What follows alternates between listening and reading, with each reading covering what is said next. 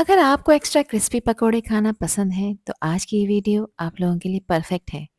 आज आप लोगों के साथ शेयर कर रही हूँ रमज़ान का एक सुपर स्पेशल स्नैक आलू लच्छा पकोड़ा। इसके साथ एक बेहतरीन सी चटनी भी आपके साथ शेयर करूँगी जो कि इन आलू लच्छा पकोड़ों के साथ बेस्ट कॉम्बिनेशन बनाएगी। ये पकोड़े न सिर्फ दिखने में टेम्पटिंग होते हैं बल्कि खाने में भी बिल्कुल बाजार जैसे लगते हैं। ना ही ज़्यादा भारी होते हैं और ना ही ज़्यादा तेल पीते हैं। अगर आप रोज़-रोज़ के आलू पकोड़ों या प्याज पकोड़ों से बोर हो चुके हैं, तो ये लच्छा स्टाइल पकोड़ा रमज़ान के इफ्तार को बिल्कुल नेक्स्ट लेवल पर लेकर चला जाएगा। तो चलिए शुरू करते हैं बिना टाइम वेस्ट किए और बनाते हैं ये super crispy golden mouth watering आलू लच्छा पकोड़ा, जिसको खाने के बाद आप और आपके घरवाले इसके फ़ैन हो जाएँगे इंशाल्लाह। तो सुपर टेस्टी आलू लच्छा पकोड़ा बनाने के लिए सबसे पहले तो इसकी मज़ेदार सी चटनी तैयार करेंगे। इसके लिए लिए हैं मैंने 2 मीडियम साइज़ के आलू जिसको मैंने बॉयल कर लिया है। और आलू को यहाँ पर मोटा-मोटा सा मैश करना है, बारीक नहीं करना। इसको उठाकर एक तरफ रखते हैं। अब यहाँ पर 2 मीडियम साइज़ के आलू लिए हैं, इसको मैंने ब्लेंडिंग जग में डाल दिया है। साथ ही इसमें मैं पानी शामिल कर रही हूँ। पानी मैं फ़िलहाल 1 कप ऐड कर रही हूँ। ये आलू उबले हुए हैं, इसको इस पानी के साथ ब्लेंड करना है ताकि इसका एक थिक सा पेस्ट तैयार हो जाए। अब इस आलू के पेस्ट को फ्राई पैन में डाल देंगे और अभी गैस का फ्लेम ऑन नहीं करना। यहाँ पर मैंने तकरीबन 6 टेबलस्पून इमली का पल्प लिया है जिसको मैंने अच्छी तरह से छान लिया है। 1 टीस्पून इसमें मैं कुटी लाल मिर्चें शामिल कर रही हूँ। इसके अलावा इसमें ऐड कर रही हूँ मैं 1 टीस्पून जीरे का पाउडर। साथ ही इसमें शामिल कर दूँगी मैं 1 teaspoon chaat masala. Quarter teaspoon इसको स्ट्रीट स्टाइल फ्लेवर देने के लिए मैंने टाटरी का भी इस्तेमाल किया है। आप लोग चाहें तो इस स्टेप को स्किप कर सकते हैं, कोई इश्यू नहीं है। ऑरेंज फूड कलर इसमें अच्छे कलर के लिए ऐड कर रही हूँ, ये भी क्वार्टर टीस्पून है। अच्छी तरह से सभी चीज़ों को मिक्स कर लेंगे ताकि सब चीज़ें आपस में वेल कंबाइन हो जाएँ। ये इतनी ज़बरदस्त आलू लच्छा पकौड़ों के साथ चटनी बनकर तैयार होगी जो कि इनके फ्लेवर को नेक्स्ट लेवल पर लेकर चली जाएगी। मिक्सिंग हो चुकी है, अब इस पॉइंट पर मैं नमक भी ऐड कर रही हूँ जो कि हाफ़ टी स्पून है। गैस का फ्लेम मैंने ऑन कर दिया है। 2 से 3 हरी मिर्चें हैं जिसको मैंने बारीक कट कर लिया है, यानी चॉप कर कर आपने इसमें ऐड करना है। अगर आप ज़्यादा स्पाइसी खाना नहीं पसंद करते तो हरी मिर्चों का स्टेप आप लोग स्किप कर सकते हैं। अब जो 2 आलू जिनको मैंने मैश कर कर रखा था उनको इसी पॉइंट पर ऐड कर देंगे।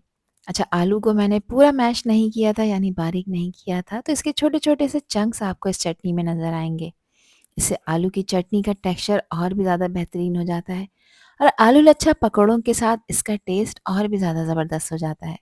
अभी चटनी यहाँ पर रेडी हो चुकी है। इसकी कंसिस्टेंसी को इम्प्रूव करने के लिए मैंने इसमें आधा कप पानी ऐड किया है। आधा कप पानी बिल्कुल परफेक्ट है और ये चटनी यहाँ पर रेडी हो चुकी है। इस चटनी को आप स्टोर कर कर रख सकते हैं 2 से 3 दिन के लिए रेफ्रिजरेटर में, ये ख़राब नहीं होती। यहाँ पर आप इसकी कंसिस्टेंसी चेक करें कि ना ही ज़्यादा पतली है और ना ही ज़्यादा गाढ़ी, बिल्कुल परफेक्ट है आलू लच्छा पकौड़ों के लिए। अभी लच्छा पकौड़ा बनाने के लिए यहाँ पर मैंने लिए हैं 3 बड़े साइज़ के आलू। आलू का छिलका उतार लेंगे, इनको मैंने अच्छी तरह से वॉश कर लिया है। ये लच्छा पकौड़ा बनाने के लिए आपने नए आलू यानी नमकीन आलूओं का इस्तेमाल करना है और अब मैं इन आलूओं को जुलियन स्टाइल में कट करूँगी। तो मेरे पास ये स्लाइसर है जिसमें जुलियन स्टाइल का ब्लेड लगा हुआ है, इससे बहुत आसानी से जुलियन स्टाइल में आलू कट हो जाते हैं। अगर ये नहीं है आप लोगों के पास तो घर में मौजूद जो ग्रेटर होता है उससे भी आप ईज़िली इनको इस तरह से ग्रेट कर सकते हैं। और अगर ग्रेटर और स्लाइसर नहीं है आपके पास तो कोई परेशानी की बात नहीं।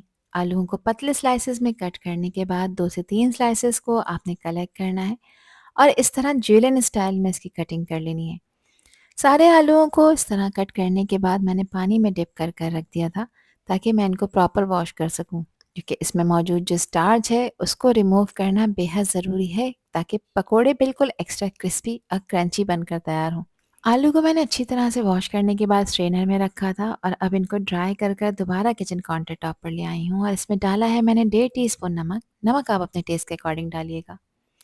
1 टीस्पून मैंने इसमें शामिल किया है ज़ीरे का पाउडर। 1.5 टेबल स्पून मैं इसमें क्रश हुआ हुआ धनिया ऐड कर रही हूँ। इससे फ्लेवर कमाल का आएगा। क्वार्टर टीस्पून इसमें अजवाइन ऐड करेंगे और अजवाइन को इस तरह से रब कर कर ऐड किया करें जिससे इसका फ्लेवर मज़ीद खुल जाता है। हाफ़ टी स्पून इसमें हल्दी का पाउडर शामिल करेंगे। 1 टेबल स्पून भरकर मैं इसमें कुटी लाल मिर्चें ऐड कर रही हूँ जिसकी क्वांटिटी आप अपने टेस्ट के हिसाब से कम ज़्यादा कर सकते हैं। पिसी लाल मिर्चों का भी इस्तेमाल करूँगी, ये भी 1 टीस्पून है। अब इन पकोड़ों को एक्स्ट्रा क्रिस्पी बनाने के लिए मैंने 4 टेबल स्पून कॉर्नफ्लोर का यूज़ किया है। इससे पकोड़े फ्राई होते वक्त लाइट बनते हैं और फ्राई होने के बाद इनका क्रंच ज़्यादा देर तक मेंटेन रहता है। अच्छी बाइंडिंग के लिए इसमें मैं बेसन का भी इस्तेमाल कर रही हूँ। फिलहाल 6 टेबल स्पून बेसन मैं ऐड कर रही हूँ, बाद में नीड होगी तो मज़ीद ऐड करेंगे। बेसन न सिर्फ पकोड़ों को परफेक्ट कोटिंग देता है और फ्राई होते वक्त उन्हें गोल्डन कलर और ज़बरदस्त टेस्ट भी देता है। बेसन ज़्यादा हो तो पकोड़े भारी हो जाते हैं, इसलिए क्वांटिटी आपने बिल्कुल बैलेंस रखनी है। अब अच्छी तरह से सभी चीज़ों को मिक्स कर लेंगे ताकि सारे स्पाइसेस और जो भी इसमें बेसन कॉर्नफ्लोर डाला है ये सब आपस में वेल कंबाइन हो जाए। अच्छा, इसको मिक्स करते हुए मुझे लग रहा था कि इसमें कॉर्नफ्लोर और बेसन की क्वांटिटी अभी थोड़ी सी कम है। तो यहाँ पर इसकी क्वांटिटी को एडजस्ट करने के लिए मैं इसमें मज़ीद बेसन का इस्तेमाल कर रही हूँ, जो कि 2 टेबल स्पून है। पहले मैंने 6 टेबल स्पून डाला था और अब 2 टेबल स्पून ऐड किया है, यानी टोटल 8 टेबल स्पून बेसन का मैंने यूज़ किया है। और कॉर्नफ्लोर भी मैं यहाँ पर 2 टेबल स्पून ऐड करूँगी। अगेन इसको मिक्स करेंगे। अच्छा, यहाँ पर अभी सिर्फ ड्राई इंग्रेडिएंट्स को आपने मिक्स करना है, अभी पानी का एडिशन नहीं करना है, क्योंकि देखिए आलू में भी काफ़ी मॉइस्चर होता है, तो ज़्यादा पानी का इस्तेमाल इन पकौड़ों में नहीं करना, वरना इसका जो मिक्सर है इसको संभालना मुश्किल हो जाएगा। मिक्सिंग हो चुकी है, अब इस पॉइंट पर मैं इसमें पानी ऐड कर रही हूँ और तकरीबन 2 से 3 टेबल स्पून ही मैंने इसमें पानी का ऐड किया है, ज़्यादा पानी का इस्तेमाल नहीं करना। और अब ये मिक्सर बिल्कुल परफेक्टली रेडी हो चुका है फ्राई होने के लिए। यहाँ पर इसकी कंसिस्टेंसी चेक करें कितनी ज़बरदस्त हो चुकी है। अब इन लच्छा पकौड़ों को फ्राई करने के लिए मैंने ऑयल को गर्म होने रख दिया था मीडियम फ्लेम पर, और ऑयल का टेम्परेचर भी मीडियम गर्म है। अब आपने पकौड़े कैसे डालने हैं, देखिए इस तरह से पकौड़ों का बैटर आपने थोड़ा सा पोर्शन लेना है और इस तरह से चपटा कर कर ऐड करना है, गोल गोल नहीं डालना। इससे पकौड़े अंदर तक गल जाते हैं और कच्चे बिल्कुल नहीं रहते।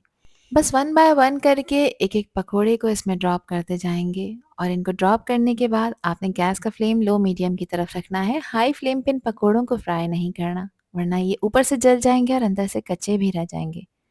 जब पकोड़ों को आप ऑयल में डाल दें तो 2 से 3 मिनट तक टच ना करें, ताकि ये थोड़े से फर्म हो जाएं और अपनी पोजीशन होल्ड कर लें।